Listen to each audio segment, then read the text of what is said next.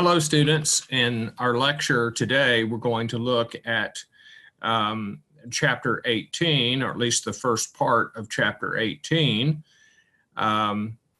This picks up with what happened after the Last Supper and after Jesus's long discourse and prayer after the Last Supper.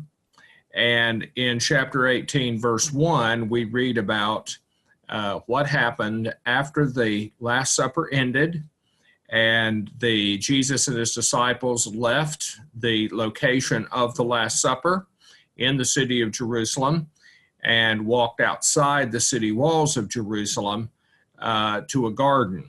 And of course, that's where Jesus was arrested. So we're going to pick up at this point with John chapter 18. And we're going to, first of all, look at the first 11 verses, which has the title, Jesus in the Garden. Now, the structure of this passage goes as follows. First of all, we read about how the setting shifts. Jesus and his disciples leave the city of Jerusalem, where they had been having the meal, and they walk outside the city walls, just east of the city, to a garden which we know well as Gethsemane. Then in verses 2 through 7, we read John's account of how the betrayal of Jesus by Judas unfolded. Then in verses 8 and 9, the evangelist carefully shows us how Jesus shielded his disciples from danger and harm and made the authorities let them go. And so the disciples are able to leave there without being arrested or harmed in any way. Then we read about a quick act of resistance by Peter, and then in verse 11, the words of Jesus, which contradict the action of Peter and shows that Jesus is going to accept his arrest, and he does not intend for his disciples to resist it. Now then, let's look at some observations about this very interesting passage. First of all, Jesus and his disciples are traveling from wherever the location of the Last Supper was in Jerusalem to a garden just east of the city wall. In order to get to this garden, they had to cross a low valley just east of Jerusalem called the Kidron Valley. And they crossed the Kidron Valley, and then they began to ascend the western slope of the Mount of Olives. And that's where this garden was located. Now, in John's account, the garden is not called Gethsemane.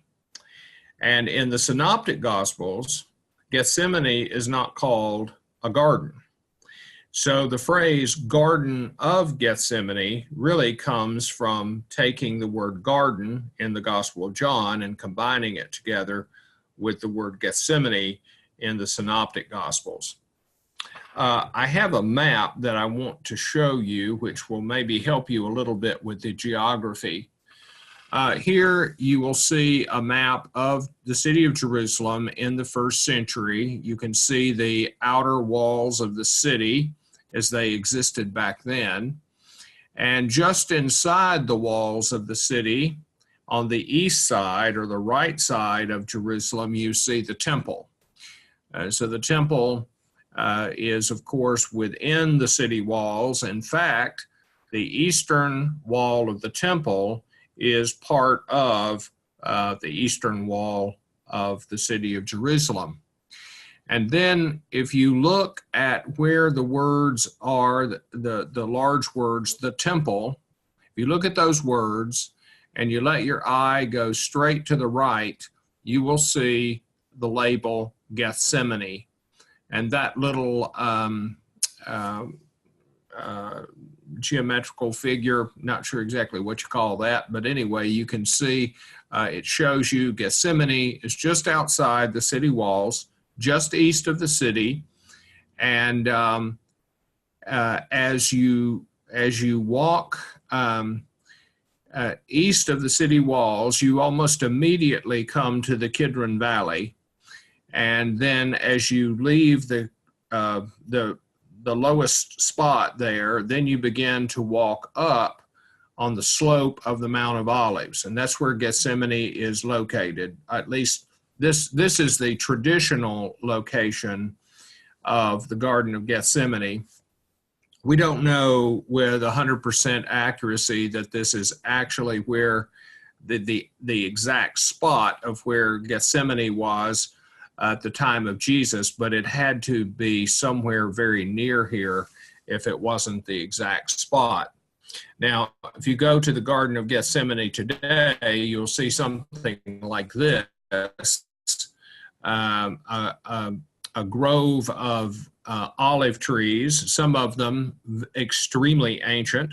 The one in the foreground there, you can see how massive its trunk is. And you can also see, if you look to the left and look above the olive trees or beside them, you can see the Gethsemane Church, which has been built there to commemorate Jesus's time in the Garden of Gethsemane. So this is what the traditional Garden of Gethsemane looks like now. And it's probably a pretty good guess that the garden in Jesus's day was similar to this. That is, it was an area of cultivated olive trees. The name Gethsemane itself means oil press. So in the spot of Gethsemane in Jesus's day, there was, or at least had been, a place where the olives could be pressed into oil. And so that suggests then that this garden that is spoken of in the Gospel of John was not so much a vegetable or flower garden, but rather an area of domesticated, cultivated olive trees. And that's, of course, what the modern, traditional Garden of Gethsemane looks like. Now, we have a very interesting statement made in the Gospel of John. The statement is that this garden was known to Judas because Jesus had often met with his disciples at this location. So that information is not given to us in Matthew or in Mark, although there is a similar passage found in the Gospel of Luke in chapter 22, verse 39. We read this statement: Jesus came out of the city and went, as was his custom, to the Mount of Olives, and the disciples followed him. So this was apparently a place that Jesus enjoyed going to with his disciples when he was in Jerusalem. And so that helps to answer the question of how Judas was able to betray Jesus to the authorities. You may remember that the authorities did not want to arrest Jesus in a public place where there could be resistance or revolt on the part of the crowds. And so Judas knew, of course, that Jesus liked to go here, probably in the evening, and this made it possible for Judas to have a pretty good idea where Jesus could be found at night in circumstances during which he could easily be arrested without a lot of other people knowing about it or being present. Now, The fourth gospel is by itself in stating that Judas came not only with a group of Jewish soldiers, but also with a cohort of Roman soldiers. That word cohort refers to a division of Roman soldiers, and normally a cohort consisted of 600 soldiers.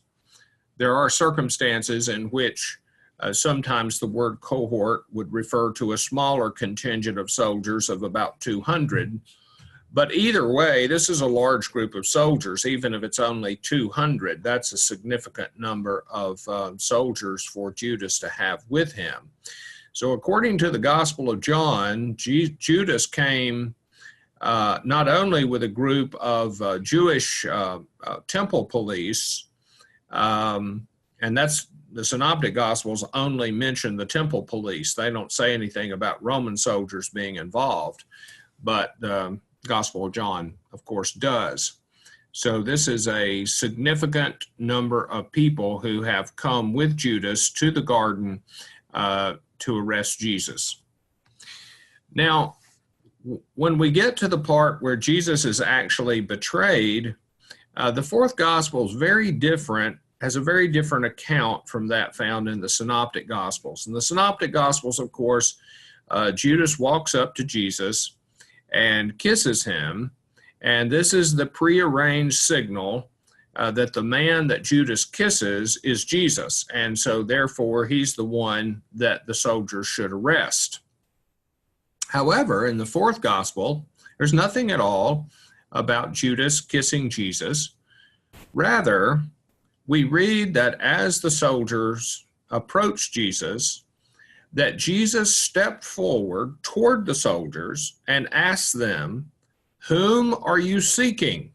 In fact, he asked this twice, because the first time that he asked the question and they say, "We're seeking Jesus of Nazareth," he says, "I am he." And they all fall back to the ground.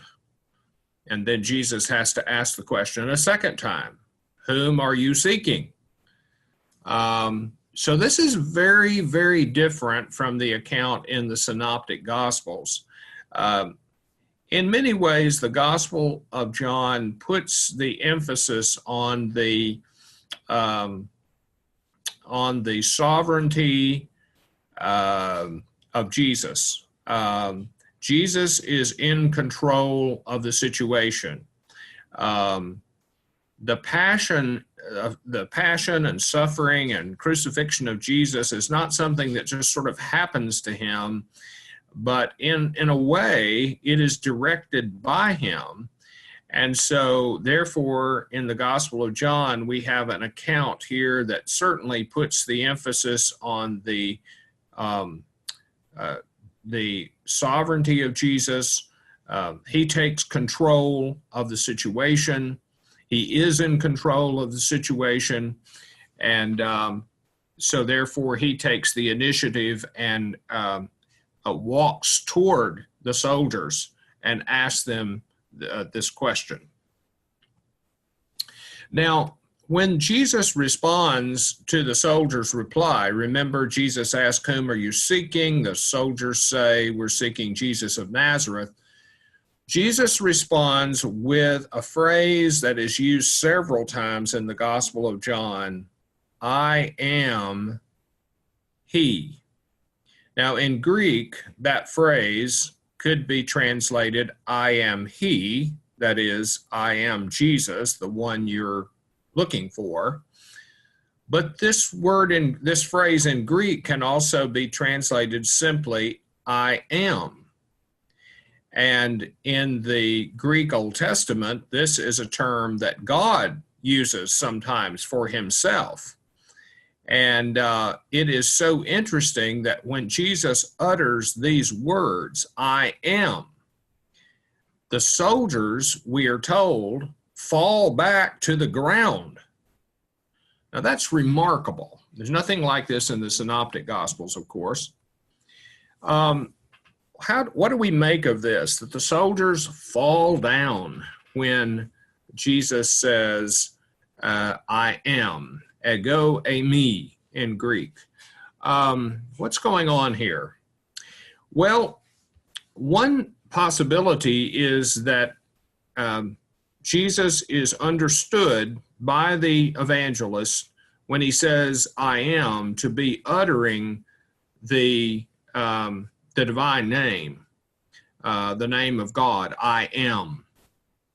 And we have a couple of passages, or 3 passages I've listed on the PowerPoint, that describe people falling down when God reveals himself, or when Christ reveals himself. 2 in the book of Daniel, 1 in the book of Revelation.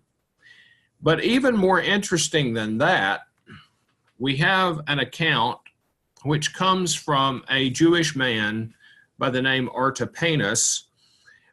He lived, we don't know exactly when he lived, but most people think he probably lived and wrote somewhere around 100 years before the time of Jesus. And he wrote a history of the Jewish people, and part of it is kind of a rewriting of the Old Testament. And but he spices it up quite a bit, especially in the account of Moses having his encounter with Pharaoh. And if you read the account by Artapanus, Moses comes into the palace there in Egypt to demand that Pharaoh let Israel go from bondage, let them go and leave Egypt. According to Artapanus, Moses goes to Pharaoh and he whispers the secret name of God in Pharaoh's ear.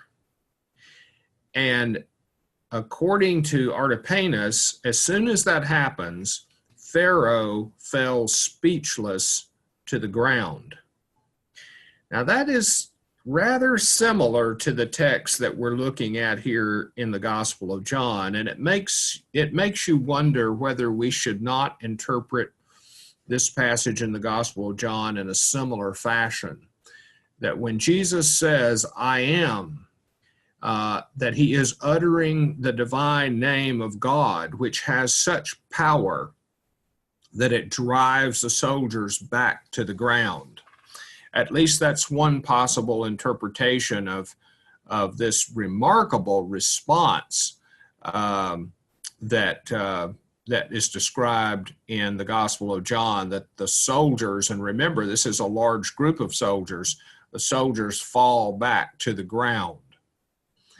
Well, Jesus, of course, asks them again, whom are you seeking? And Jesus, and then Jesus says, I told you that I am he. So the term I am is used again here. And Jesus goes on to say in verse 8, if you are looking for me, let these men go. Now that brings up an interesting theme that is found in the Gospel of John, and that theme is that Jesus protects his own. In fact, as soon as the evangelist tells us about Jesus saying that if you're looking for me, you should let these men go, or you let these men go, the evangelist in verse 9 reminds us that Jesus had said something like this earlier in the Gospel of John. And so the evangelist says this was to fulfill the word that Jesus had spoken, I did not lose a single one of those whom you gave me. Now that passage is found earlier in chapter 17, verse 12, in the prayer of Jesus. And Jesus says in that prayer that he protected all of his disciples except, of course, Judas, the son of perdition, the son of destruction, as it were, who was marked out from the very beginning as the one who would betray Jesus. But according to this text, we see Jesus in action, protecting his own disciples. And you could argue that Jesus protecting his disciples at this moment in the Garden of Gethsemane is something of a symbol for the fact that Jesus protects his disciples throughout their lives from being lost, from perishing, and that he will provide them eternal life. So Jesus has said similar things before in the Gospel of John. You might look up those passages that I have on the PowerPoint, 6:39 and 10:27 through 29, and they all emphasize the same point, that Jesus protects his own disciples, and he is shown to be protecting them in this moment in Gethsemane. Now, I'd like to also call your attention to verse 11, because after Peter unsheaths his sword and lops off the ear of a man named Malchus, who was a slave of the high priest, Jesus says, "Put your sword back in its sheath. Am I not to drink the cup that the Father has given me?" Now, those words in verse 11 in the Gospel of John, they replace the synoptic prayer in the Garden of Gethsemane. You may remember that in the synoptic Gospels, when Jesus goes to the garden and prays, he specifically prays to God that the cup will pass away from him and that the hour will pass by him. But then, of course, as you all know, he says, "Nevertheless, not what I wish or will, but what you will." Well, that prayer, the prayer of Gethsemane, is not recorded in the Gospel of John. There's nothing said about it. But in the Gospel of John, verse 11 is sort of the equivalent of it. But it's not in the form of a prayer. It's in words that Jesus says to Peter. Am I not to drink the cup that the Father has given me? Which certainly reminds us of the words of the prayer in the Synoptic Gospels. But in the Gospel of John, it's featured in a completely different way. Now then, let's go on to the next pericope, Jesus before the high priest. This is a short passage, just 3 verses, and so it won't take us very long to get through this. The structure is simple. First of all, in verse 12, we have a narration of the arrest and binding of Jesus, and then in verses 13 and 14, a report that Jesus, after being arrested, was taken to a man named Annas. We'll talk more about him in just a moment. Now, let's talk about some observations on this passage. Jesus, according to the Gospel of John, is taken to Annas, and nothing is said about this in the Synoptic Gospels. There's no indication whatsoever in the Synoptic Gospels that Jesus was taken before Annas. So this is something that is unique to the 4th Gospel. Now, who was Annas? Annas was a rather old man by this time. He had ruled as high priest from the years AD 6 through the year 15. And of course, this would have been when Jesus was still a child. And then he had various sons that ruled as high priest, and the present high priest in Jerusalem, Caiaphas, was his son-in-law. But apparently, Annas, even though an old man by this time, he apparently still had some power and carried some clout. He may have been thought of as sort of like the high priest emeritus. And for whatever reason, the soldiers take Jesus first to Annas. So very interesting. Caiaphas, his son-in-law, was the high priest from the years 18 through 36. And the year that we're talking about right now, in which the arrest and the trial of Jesus took place, was probably, there's some debate about it, but it was probably the year 30. So Caiaphas was clearly the functioning high priest at this time. Now, the evangelist reminds us something when he tells us about Caiaphas.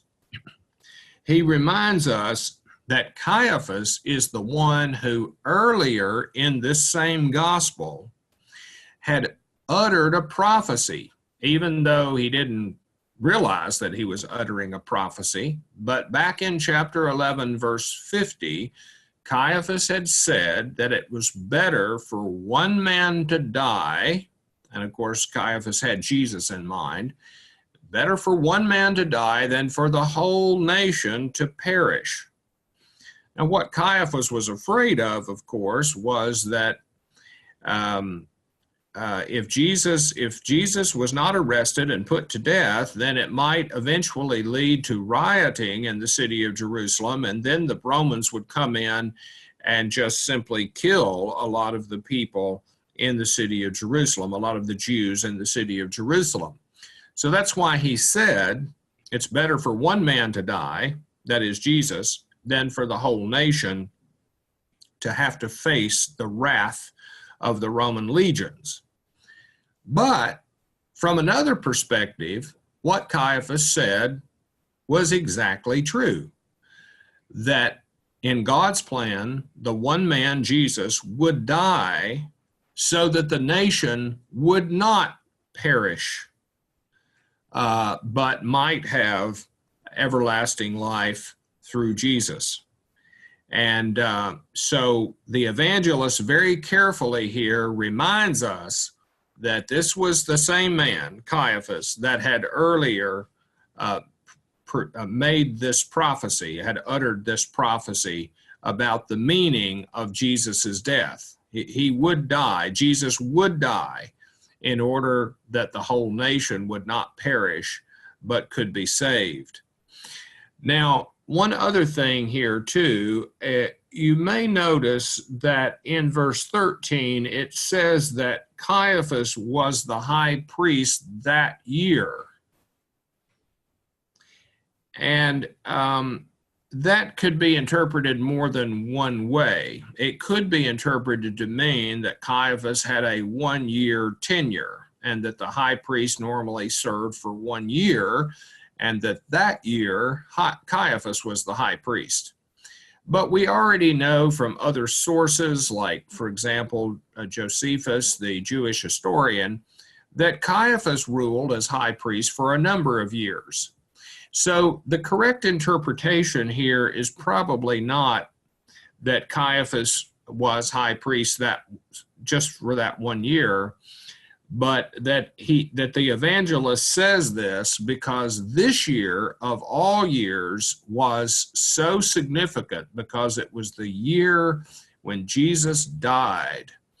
And so probably we could gloss this or paraphrase this by saying that the high priest that Caiaphas was the high priest that fateful year, that year that Jesus died. Now then, let's go on to the next pericope, Peter's denial of Jesus. And if you look on the PowerPoint, you will notice that I put Peter's denial of Jesus part 1, because this evangelist splits up the account of the denial of Peter into 2 different sections. And in this section, we only read about part of what happened, and then we're not going to find out what ultimately happened during the denial of Peter until a little bit further on in the narrative. So we're going to have Peter's denial of Jesus part 2 that we're going to look at a little bit later. Now let's talk about the structure of this passage. First of all, we are told in verses 15 and 16 that Simon Peter and another disciple followed Jesus to the high priest's courtyard. So remember, Jesus is arrested outside the city. The palace of the high priest is inside the city. So Peter and another disciple follow, apparently at a distance, to the high priest's courtyard. Now, we're told something very similar to this in the Synoptic Gospels, but we are only told about Peter. We are not told about this other disciple in the Synoptic Gospels. But in this gospel, it's Peter and another disciple. Then in verse 17, we have Peter's first denial that he makes to the woman who guarded the gate into the courtyard of the high priest's palace. And then, interestingly enough, we normally have a setting described at the beginning of a pericope, but here the setting is described at the end. We are told that the slaves of the high priest and the police had made a charcoal fire, and they were warming themselves by it, and that Peter was also warming himself by this same fire. So we get a kind of description of the setting here right at the end of the account. Now let's move on and look at the observations. One of the questions that is raised is, well, who is this other disciple? Naturally, we're wondering whether perhaps this is a reference to the beloved disciple. Peter and the beloved disciple are linked together in 3 other significant passages. Chapter 13, which is the account of the conversation between the beloved disciple and Peter at the Last Supper. And then in chapter 20, we have Peter and the beloved disciple going to the tomb to find out what's going on. The tomb is empty. They go there to see for themselves. And then in chapter 21, the gospel ends with a discussion between Jesus, Peter, and the beloved disciple. So many interpreters have guessed that this other disciple here is the beloved disciple. Now that's significant because this other disciple that's mentioned here is known and trusted by the officials of the high priest's palace. Now, the reason this is significant, of course, is because if this man is the beloved disciple, and if the beloved disciple is, according to fairly early church tradition, if he is John the Apostle, then that raises serious question. How would John the Apostle, a fisherman from 75 miles north of Jerusalem, how would he be known and trusted by the officials of the high priest's palace? And that it's sort of very difficult to sort of answer that question if in fact this is the beloved disciple and if the beloved disciple is John the Apostle. So this has led to a lot of different speculation. Some people think that this man is the beloved disciple, but that he was not John the Apostle. He was a disciple who lived there in Jerusalem or nearby, and that would explain how he would be known and trusted by the officials of the high priest. Of course, it's always possible to deny that this man, this other disciple, is the beloved disciple. The evangelist does not come right out and tell us that. So there's always the possibility that this other disciple is someone other than the beloved disciple. At any rate, this is a very interesting passage. Now, the mention of the charcoal fire is very interesting in this passage. There is no reference to this fire in the Synoptic Gospels, and it's very specific. It is a charcoal fire, not just a fire out of ordinary wood. So different interpreters have taken this in different ways. Some interpreters have pointed to this as evidence that this is based on a historical memory. The very specific reference here to a charcoal fire. And so therefore some people have argued that this is evidence that this account is not just simply a made-up account, but is one that rests upon historical memory. But that, of course, is not a completely convincing argument, because obviously novelists come up with lots of very specific details in their stories as well. That does not mean that it's based on an actual event or a specific detail in the story. But it is interesting that we have this reference to the charcoal fire here, this being unique to the fourth gospel, not mentioned in the Synoptic Gospels. So this is the first part of the denial of Peter. The woman who the woman who was guarding the gate into the courtyard was not going to let Peter in.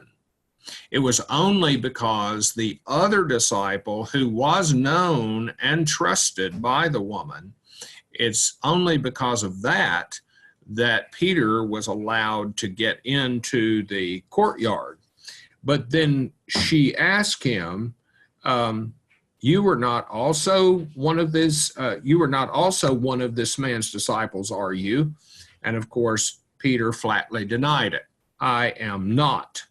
So in this account, we have one of the denials of Peter, but there are going to be two more coming up later on. This brings us to a situation where Jesus is in the palace of the high priest. He is being interrogated, and outside the palace, in the open air courtyard, there is Peter and the beloved disciple, and Peter is denying that he was one of Jesus's disciples. So Peter is very near to the location of Jesus, and in fact, near enough that according to one of the Synoptic Gospels, at one point, Peter sees Jesus look at him. And the Synoptic Gospels tell us that when Peter saw Jesus look at him, that he broke down and wept. Nothing is said about that here, but the point is that they are, both Jesus and Peter, as well as the other disciple, are right there in the same location at the palace of the high priest within the city of Jerusalem. All right, we'll stop there, and I will continue in our next lecture. See you. Bye-bye.